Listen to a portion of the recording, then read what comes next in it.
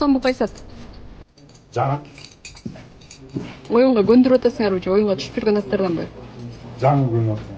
Жаңы көнүп аткан. Кандай болчу? Жакшы эле. Рустам, бүгүн команданын алгачкы машыгуусу өттү.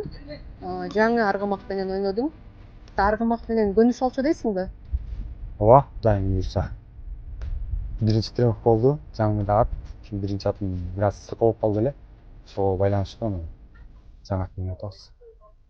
Негизинен машыгуу жыйын кандай өттү бүгүнкү командалык алганда? Жакшы буйрса, жакшы өттү. Аттарыбыз бир аз семиз болуп, жай эле тренировка болуп, акыры бүстүк. Буюрса эми оюнга чейин эсиме келип калат деп атасың. Ооба, Кудайым буйрса дагы бир 15 күн бар го бул. Келип калса керек, бейт тренировка кылсак баштап атабыз. Дайынданып атабыз, элге апарып, кандай дайындайбыз, кандай атабыз. Кудайга шүгүр, буйрса оюнга жакшы дайындык менен чыгабыз деп турабыз.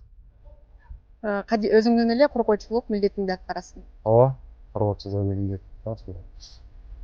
Ийгилик каалайбыз анда.